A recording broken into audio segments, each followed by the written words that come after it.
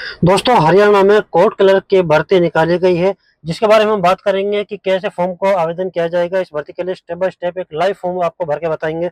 23 जून तक आप अपना आवेदन कर सकते हैं। इसकी जो लास्ट डेट रखी गई है और इसमें देखेंगे तो 1265 पदों पर ये बम्पर भर्ती निकाली गई है।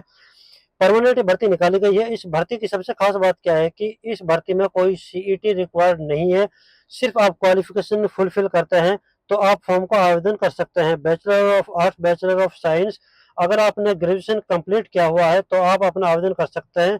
मतलब किसी भी सब्जेक्ट से आपने डिग्री की हुई है तो आप अपना आवेदन कर सकते हैं। एक और कंडीशन मैं आपको बताता हूँ कि आप जो मैट्रिक स्तर पर हिंदी या संस्कृत सब्जेक्ट आप अगर होने चाहिए, कोई एक सब्जेक्ट आपका होना चाहिए। इसके अलावा मैं आपको बताता हूँ, should have been plus two BA MA with Hindi as one of the subject before cut off qualification. मतलब आप एमए बीए अगर आपने हिंदी से किया हुआ है तो भी आप आवेदन कर सकते हैं। मतलब आपका जो क्वालिफिकेशन है बिल्कुल सिंपल है। आपने ग्रेजुएशन कंप्लीट होना चाहिए आपका किसी भी सब्जेक्ट से तो भी आवेदन कर सकते हैं। लेकिन हिंदी या संस्कृत कोई एक सब्जेक्ट आपका प्लस 10th में होना चाहिए। तो आजकल सभी के सब्जेक्ट ये होते ही हैं। ये एक रेगुलर रखा हुआ है, कंपलसरी रखा हुआ है। ये आप डायरेक्ट बीए में हिंदी से क्या हुआ है तो भी आप आवेदन कर सकते हैं। तो काफ़ी बढ़िया अपॉर्चुनिटी है, परमानेंट सरकारी भर्ती है। इसमें जो फीस की बात देखते हैं कुछ हाई देखने को आपको मिलेगा। चलिए मैं आपको बताता हूँ कैसे इस भर्ती के लिए अप्लाई करेंगे। स्टेप बाय स्टेप आपको लाइव फॉर्म भर के बताएंगे। देखिए, फॉर्म भरने के लिए आपको इस वेबसाइट पर आना होगा या गूगल पर आप जाएंगे, सर्च करेंगे jobmark.com.in। तो इस साइट को आप खोलोगे। ओपन करने के बाद आपको यहाँ पर देखोगे लेटेस्ट जॉब में हरियाणा कोर्ट क्लर्क रिक्रूटमेंट। यहाँ पर आप सर्च भी कर सकते हो, हरियाणा कोर्ट। जैसे आप ये सर्च करोगे सबसे ऊपर आपको ये देखने को मिल जाएगा। सबसे ऊपर हरियाणा कोर्ट क्लर्क रिक्रूटमेंट, इस पर आप क्लिक करोगे। यहाँ पर आपको इस भर्ती से जुड़ी सारी जानकारी आपको देखने को मिल जाएगी। और आप क्या करेंगे, नीचे आएंगे, यहाँ पर आपको अप्लाई ऑनलाइन का लिंक मिल जाएगा। यहाँ से आप अप्लाई ऑनलाइन कर सकते हैं। जैसे आप इस पर क्लिक करोगे आपके सामने ये ओपन हो जाएगा। यहाँ पर लिखा हुआ post of clerk subordinate court of Haryana. जितने भी हरियाणा के कोर्ट हैं उन सभी में क्या है कि ये वैकेंसी रहने वाली है। यहाँ साइड से आप ये एडवर्टाइजमेंट वगैरह जो भी आप देख सकते हो ये आपके सामने ओपन हो जाती है। फोटो सिग्नेचर की क्या इंस्ट्रक्शन है ये इसी तरह आप देख लेते हैं। इसी सिग्नेचर की क्या कंडीशन है वो देख लेंगे, गलती नहीं करनी है। यहाँ पर यूजर मैनुअल आपको देखने को मिल जाएगा। ऑलरेडी रजिस्टर्ड है तो आपको लॉगिन का बटन मिल जाएगा। इसके नीचे आपको रजिस्ट्रेशन करना चाहते हैं, यहाँ पर आपको रजिस्ट्रेशन का ऑप्शन मिल जाएगा। चलिए हम क्या करेंगे, रजिस्ट्रेशन करेंगे फिर लॉगिन करेंगे। इस तरीके से आपको कंप्लीट करेंगे। तो जैसे इस पर क्लिक करेंगे पहला आपका स्टेशन रजिस्ट्रेशन का ऑप्शन खुल जाएगा। यहाँ पूछ रहा है हैव यू रेड असाइनमेंट, यहाँ पर आपको यस कर देना है, फिर सबमिट कर देना है। फिर यहाँ पर आपको क्या है इंस्ट्रक्शन आपके सामने आएगा।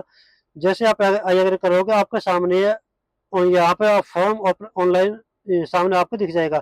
यहाँ पर आप नाम लिखोगे, यहाँ पर डेट ऑफ बर्थ की आप चॉइस करेंगे। कैलेंडर से पहले ये कंफर्म करेंगे, फिर डेट, फिर मंथ को इस तरीके से आप ये सेलेक्ट करेंगे। फिर यहाँ पर जेंडर बता रहा है, मोबाइल नंबर कंफर्म करना है।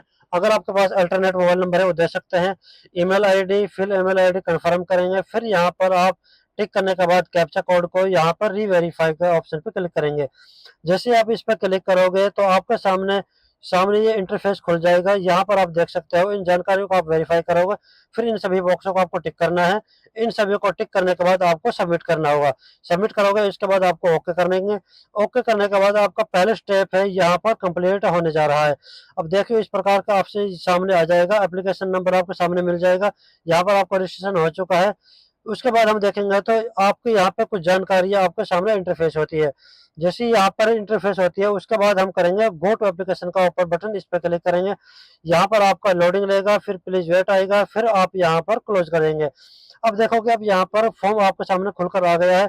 यहाँ पर आप देखोगे तो सारे स्टेप्स आपके सामने आ जाएंगे। पर्सनल डिटेल है, एडिशनल डिटेल्स है, कम्युनिकेशन है, उसके बाद क्वालिफिकेशन और डॉक्यूमेंट्स डिटेल यहाँ पर आपको देखने को मिलेगी।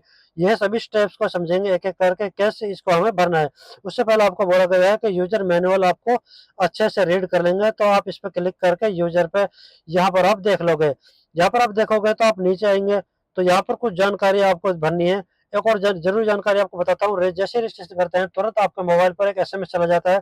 उस एसएमएस में आपका रजिस्ट्रेशन नंबर चला जाता है और एक पासवर्ड आपके पास पहुंच जाता है। तो आपको उन दोनों को कहीं नोट करके रखना है, आगे चलकर आपको काम आ सकता है। यहाँ पर आप कॉर्नर में आप जाकर इसको लॉग आउट भी कर सकते हो। अगर आपका लैपटॉप से बंद हो जाता है या कहीं से बंद हो जाता है, तो वहां से आप दोबारा लॉग इन करने के बाद आप कंटिन्यू कर पाएंगे, दोबारा आप रजिस्ट्रेशन नहीं कर पाएंगे।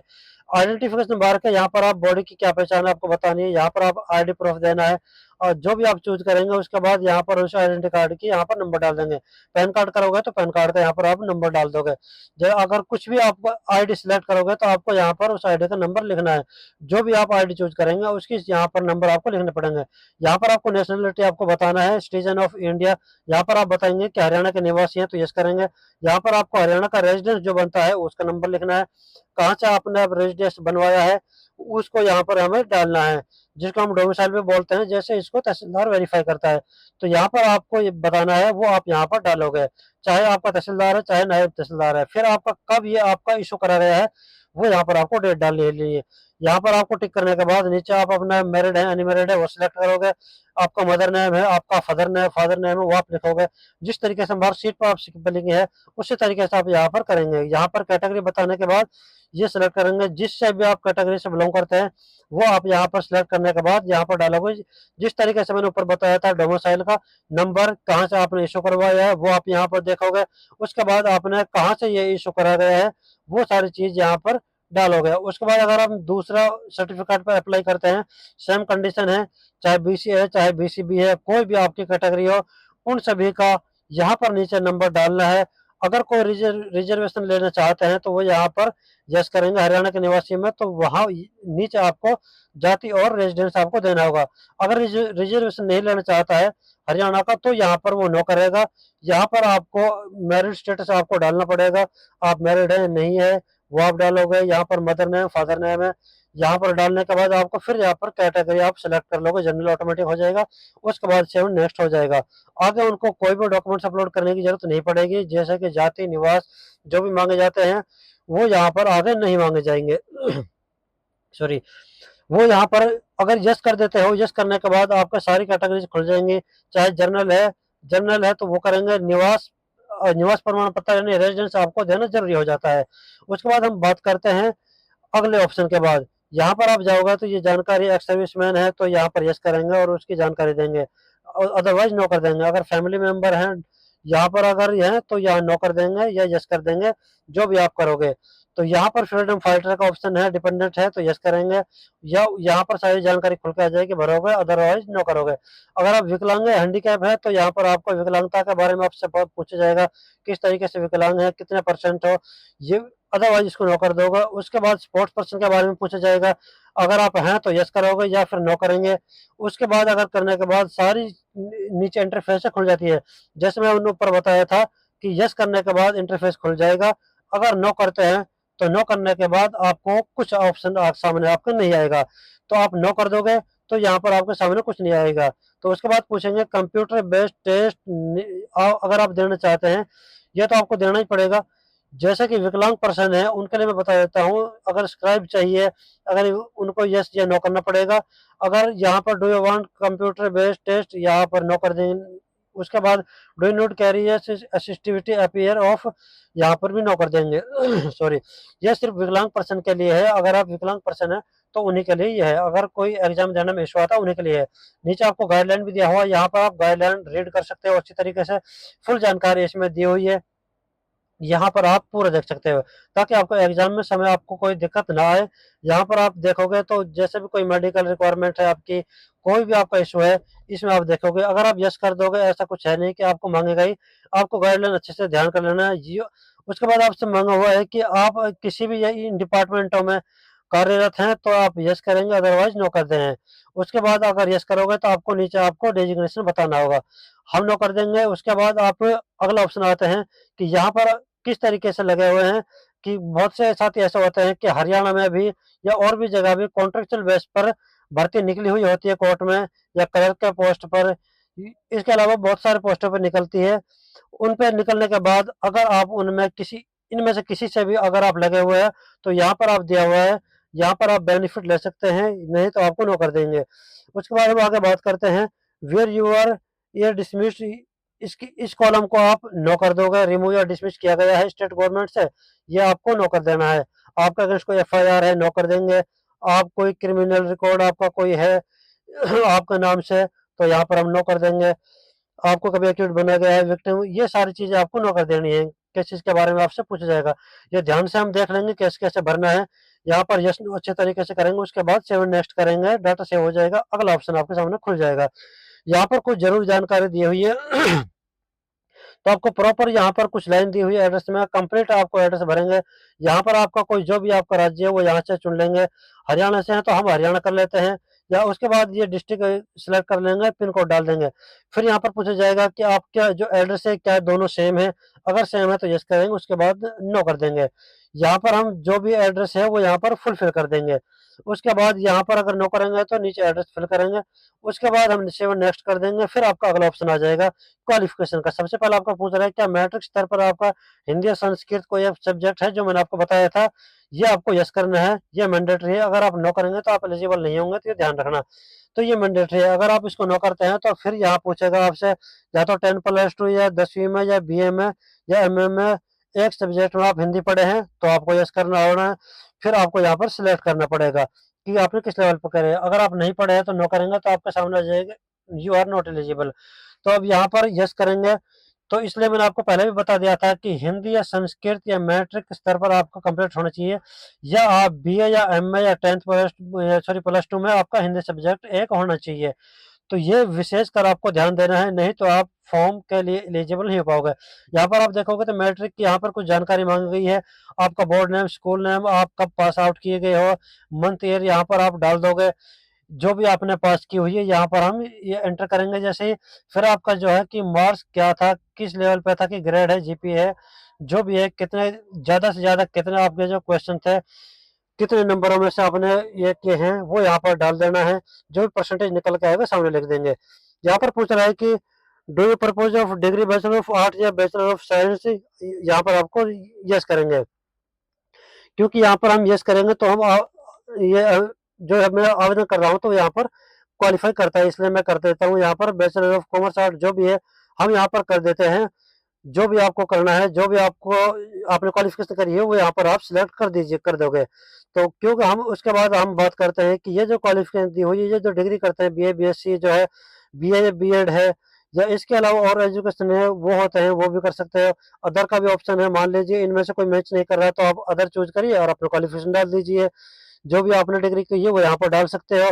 किस इंस्टीट्यूट से आपने की हुई है वो यहाँ पर आप डाल सकते हो, लिखा हुआ है इंस्टीट्यूट रिकॉग्नाइज्ड है, वो यहाँ पर यस करना है। फिर आप पासिंग ईयर है, मंथ बताना है, यहाँ पर परसेंटेज क्या है आपका, यहाँ पर जो मार्क्स है, मैक्सिमम मार्क्स है, कुल मिलाकर आपने कितने नंबरों में से आपके कितना है।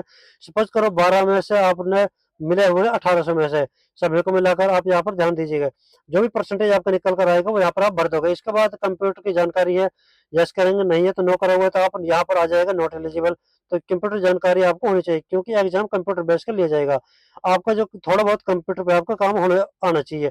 डिग्री क्वालिफिकेशन में आपको बताता हूँ कि अगर इसके अलावा आपने कोई क्वालिफिकेशन की हुई है, अगर इनके पास इनमें आपका कोई है तो आप इसको कर सकते हो। यहाँ पर आपका जो भी क्वालिफिकेशन है सिलेक्ट कर दोगे, अगर नहीं किया हुआ तो आप इसको खाली भी छोड़ सकते हो। अगर है तो भरिए, अगर नहीं है तो अगर इसके अलावा भी आप क्वालिफिकेशन है ऐड कर सकते हो नीचे से, फिर और सेव और नेक्स्ट कर दीजिए। नेक्स्ट स्टेप में आपको बताऊंगा डॉक्यूमेंट्स अपलोड कर देना है। डॉक्यूमेंट्स आप देख सकते हैं, सबसे पहला बोला गया है कि capture the real time photographer. यहाँ पर क्लिक करोगे आप, अपना फोटो लाइव फोटो खींचना है। यहाँ पर देखोगे कैप्चर फोटो का ऑप्शन मिलेगा, इस पर क्लिक करेंगे।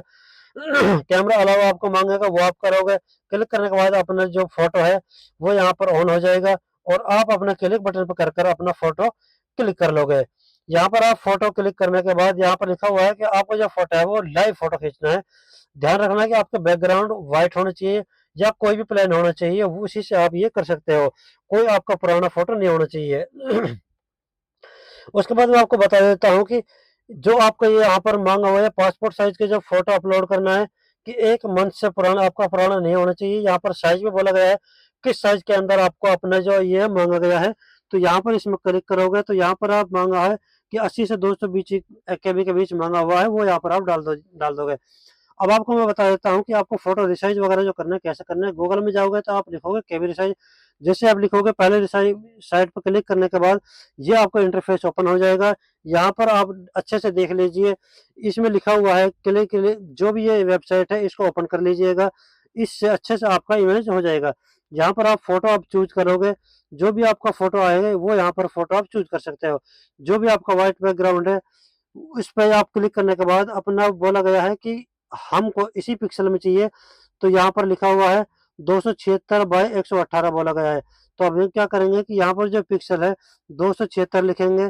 276 लिखने के बाद इसको काउंट करने के बाद यहाँ पर लिखेंगे 118। ये अच्छे से हो नहीं पाएगा, मैं दोबारा से देख लेता हूँ एक बार। ये देखने के बाद ये देख लेता हूँ मैं एक बार, ये थोड़ी सी मिस्टेक हो गई, मैं आपको बता देता हूँ दोबारा से। ऊपर जो 276 बाई 354 लिखा हुआ है वो हम करेंगे, क्योंकि मैंने वो दूसरा देख लिया था। तो इसको हम अगर करेंगे 276 यहाँ पर बाय 354 लिखेंगे, 354 करेंगे तो आगे इसका हम रिसाइज करेंगे।